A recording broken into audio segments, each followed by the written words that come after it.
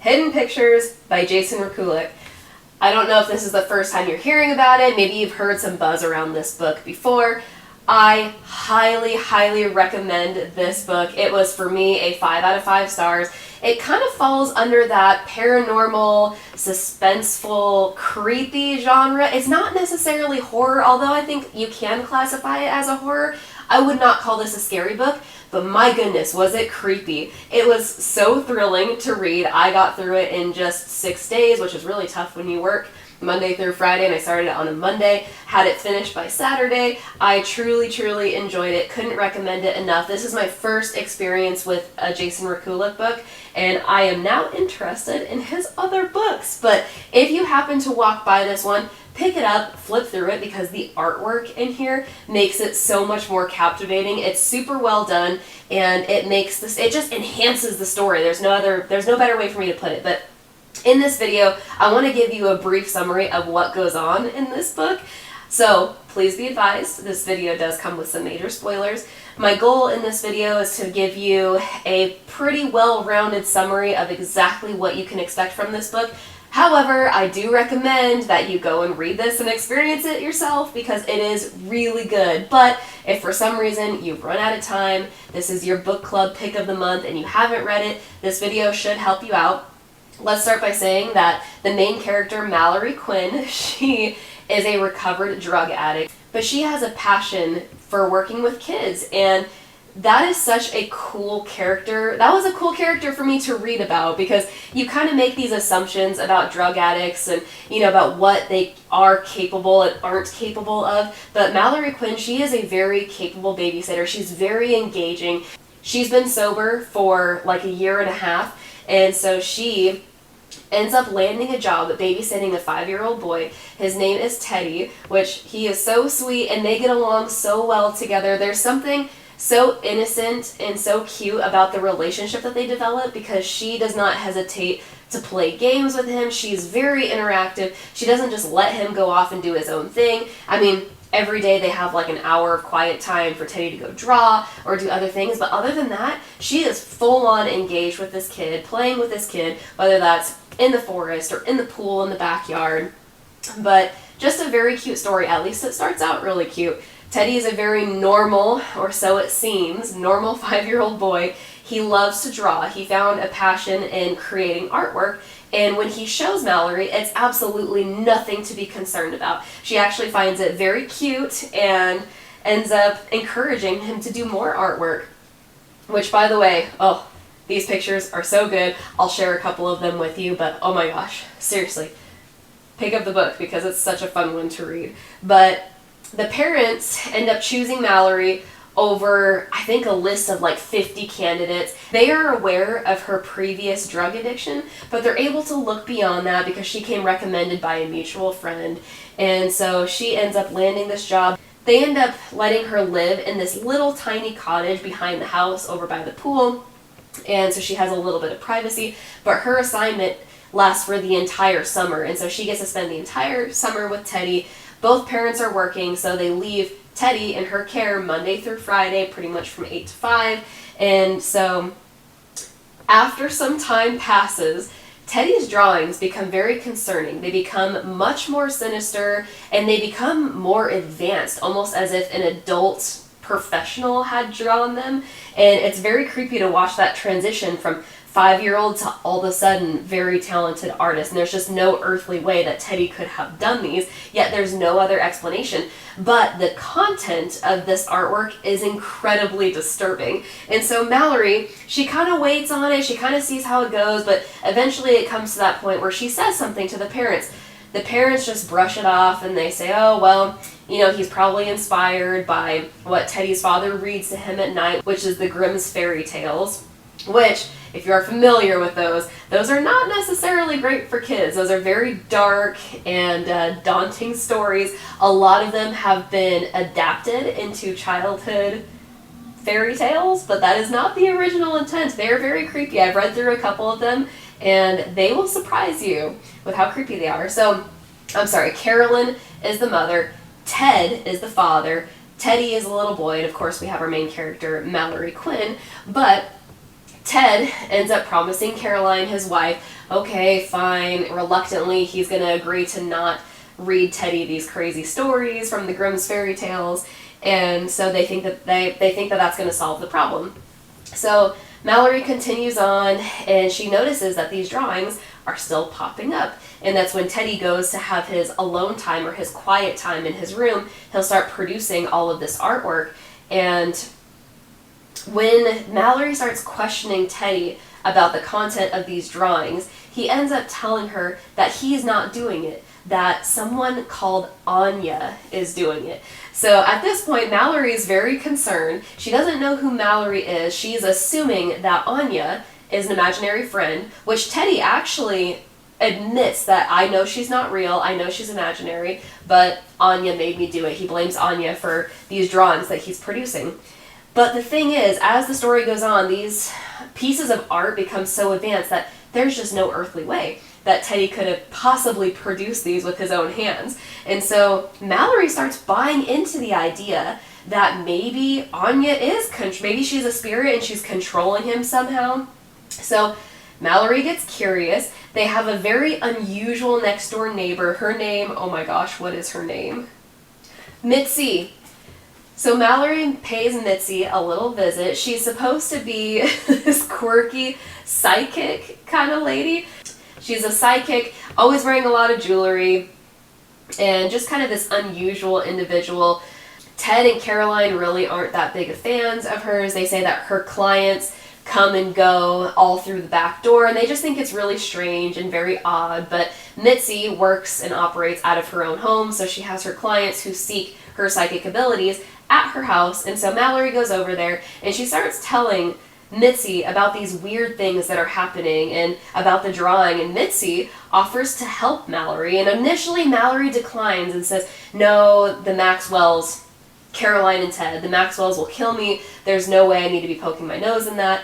And Mitzi ends up telling her, okay, but my offer still stands when you change your mind, and I can guarantee you that you're going to change your mind. And so life goes on, things get a little bit worse. Mallory ends up getting this idea to hook up a video baby monitor into Teddy's room, because when Teddy has quiet time, his door gets closed. She presses her ear up against the door every time, and she can hear him talking to somebody, which is already creepy enough. She's only hearing one side of the story. She's hearing how Teddy is responding to this so-called Anya lady. And so when Mallory gets curious, she hooks up the camera, she hides it in his bedroom, and that's when things kind of go crazy. She sits downstairs, turns on the video camera. Everything seems normal at first. Teddy's getting out his coloring utensils and his supplies and everything, and all of a sudden the video goes haywire. Teddy essentially has a seizure.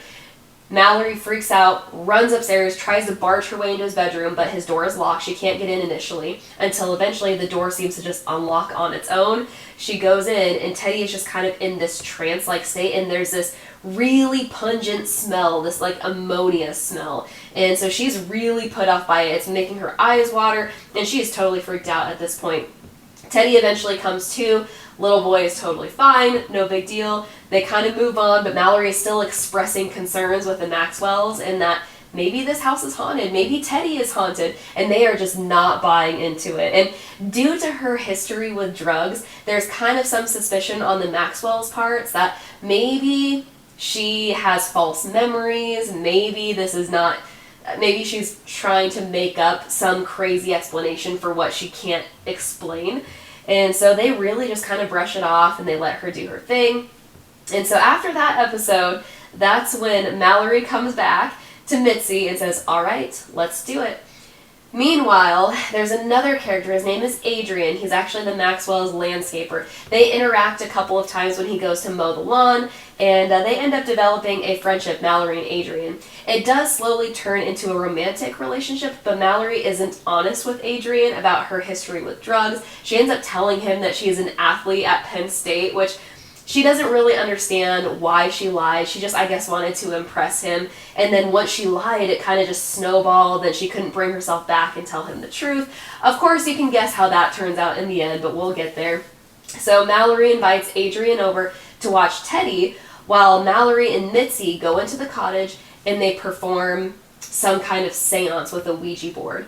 Now, Mitzi is no skeptic. She does this for a living, but Mitzi seems convinced that Mallory is screwing up the seance. She's the one pushing the Ouija board around and mixing up the letters. Mitzi thinks that Mallory is not taking anything seriously. Mallory is just kind of like overcome with this spirit, and she knows, she feels a very specific presence in the room. And it's not necessarily evil or sinister, but she feels somebody, and she's assuming that this is Anya.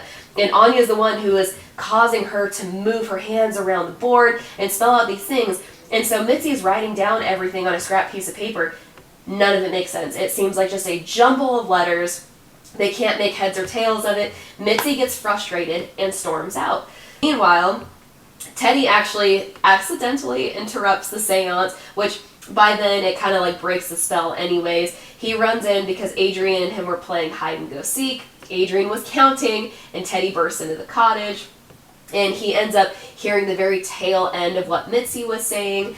And so, of course, Teddy ends up telling his parents about that. So that's the last we hear of Mitzi for a while. The story kind of continues. The only one who really believes Mallory is Adrian, and it's really sweet because Mallory's been lying to Adrian, and he doesn't know that yet, but he seems so devoted to trying to solve what's going on in this house and trying to solve what's going on with Teddy. And so Adrian's mom actually works at the public library. She has access to all these public records. They start doing some digging, and they find there's been this tale, I guess this old wives' tale about this girl that's gone missing in that town, and they come up with a theory that this Anya is the woman that went missing, and she was somehow brutally murdered and is somehow controlling Teddy's body with her spirit.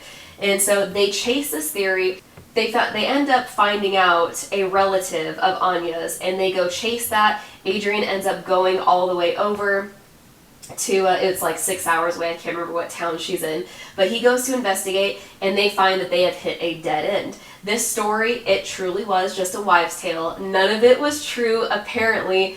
This person, which, by the way, Teddy calls her Anya, but in the actual universe, her name is Annie. And so they find out that Annie, she actually wasn't murdered. She actually ran away and eloped, and it was easier to tell the town that, you know, she was brutally murdered versus, I guess, admitting to the shame of what she did because she ran away with an African American, and Annie was a Caucasian lady. And so back then, in that time period, that was not really a acceptable thing to do, and so they spread the rumor that she was brutally murdered, and that's where she went missing. In reality, this relative that they tracked down, she confirms no, that was actually just a lie. It was easier for the town to accept that than actually accept the fact that she had run off with an African American man. So they realize that they are back to square one. They have no idea what is going on. Mitzi ends up dead somehow because Mallory and Adrian, when they make that discovery of, oh, well, Mitzi still has the list of jumbled letters because they think, well, maybe Anya is not from the United States. Maybe she doesn't speak English. Maybe she was communicating in a different language, which you'll find out later, but bingo, they nailed it. So they go into Mitzi's house. They go and try to knock on her door. There's no answer. Yet it's clear that someone should be home. The TV is on. The lights are on. The place looks well lived in. So they're in her house when the police show up. And they soon find out that Mitzi is dead in the forest. So they have no idea what happened. When Mallory relays the message to the Maxwells, Caroline seems really disturbed and saying, well, you know, I heard her having an argument with a client the other night. I can't believe that this happened, blah, blah, blah. And Mallory comes back. She's waiting for Adrian to come back. And in the meantime, Mallory has created such a huge conflict with the Maxwells that the Maxwells decide to terminate her contract, and they no longer want Mallory to be spending any time with Teddy. At this point, they don't really trust her. And actually, Mallory had an episode where she was almost possessed for a while, too. So she was supposed to be watching Teddy throughout the day. Teddy had his quiet time for an hour. She ends up falling asleep and staying asleep for 4 hours. And when she wakes up, she doesn't feel like any time has passed. She's really confused as to how it's 5 o'clock already. she looks around herself and she has covered the walls with all this crazy artwork. And she knows it's her because she has lead all over her right hand, which she's left-handed, by the way. So she is just confused as to how this could have happened other than a possession. So she's convinced that she was possessed. She tells the Maxwells that. The Maxwells are really upset, and they end up saying, you know what, I'm sorry, we appreciate your time with Teddy, but that time has come to an end. So they gracefully fire her. They have like a going away party. Adrian actually stops by in the middle of everything that's happened after the walls are covered in her artwork, and Caroline makes mention of her addiction, and Caroline's really using that as an excuse for why Mallory's behaving this way. She's like, well, you know, are you taking drugs, this and that?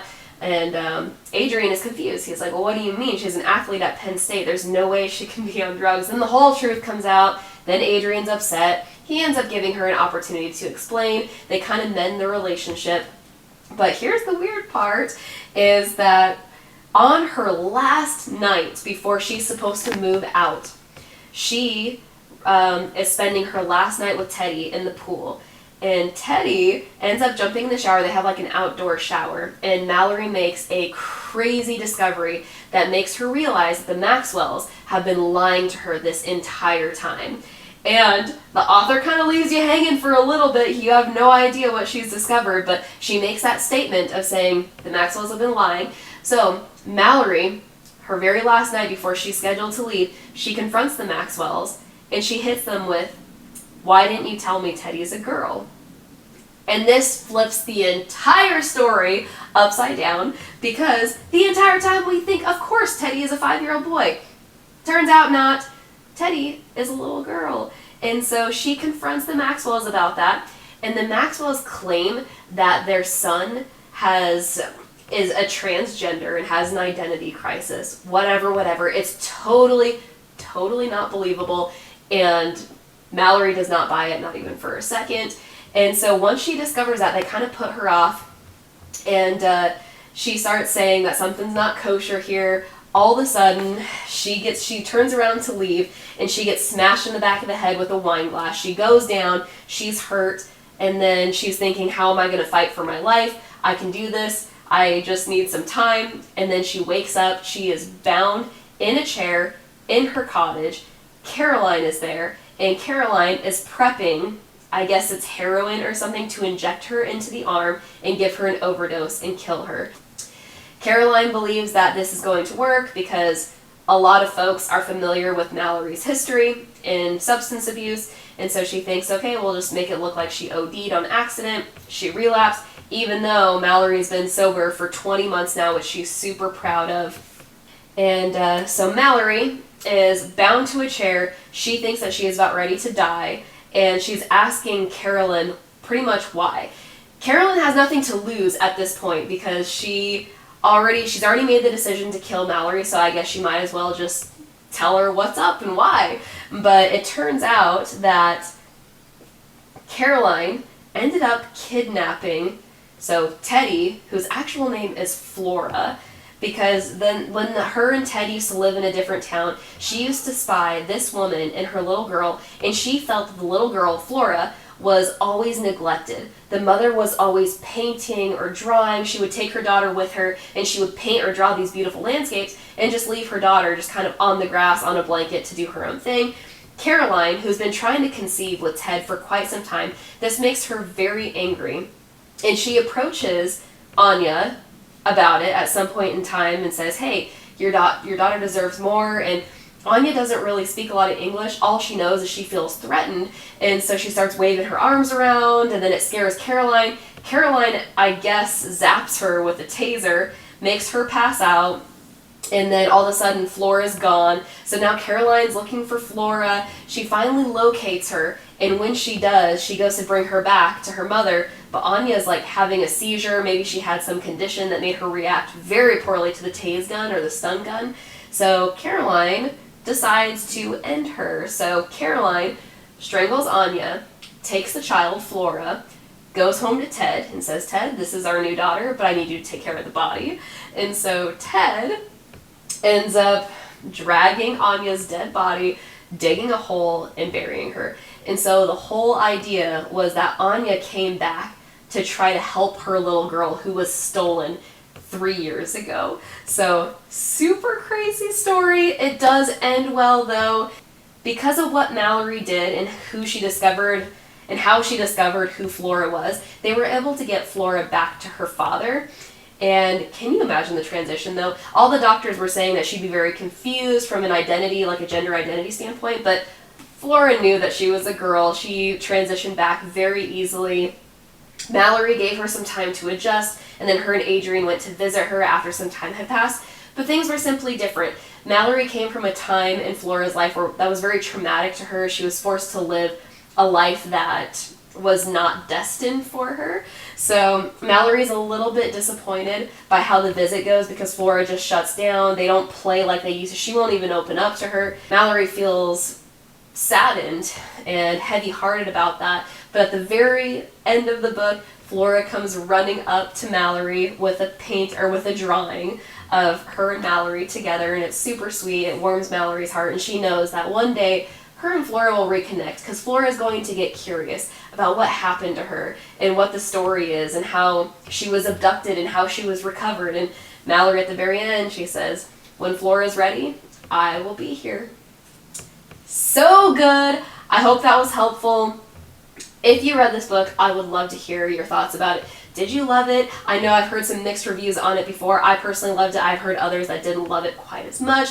But if you did read it, I hope you enjoyed it. I did want to share some of the pictures with you because I think they're really good. If you have no plans to read it, I think that you should. You still deserve to see some of these. But, whew, okay. So, you can see, like, Teddy's artwork starts out very innocent.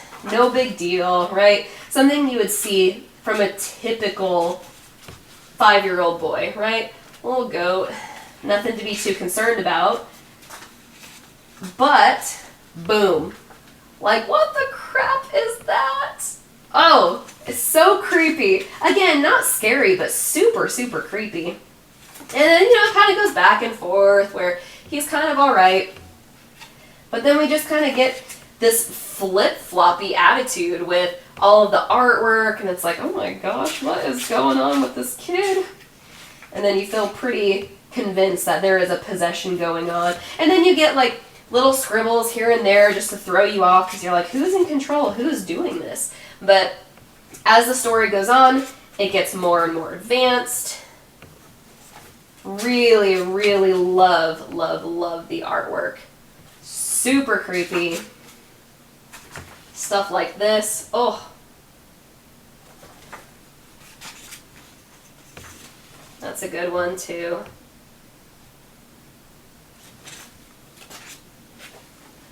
That is a picture from the seance.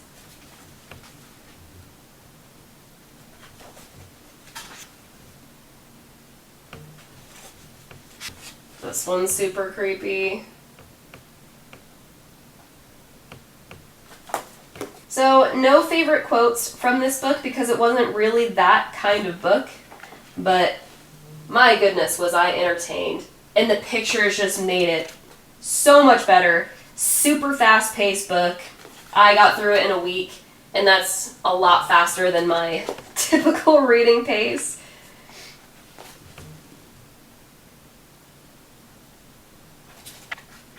And here's that sweet picture at the end that I had mentioned. But there you have it. There's Hidden Pictures by Jason Rekulik. I really loved it, and I hope you do too. Let me know what you think in the comments below, and I hope to catch you soon.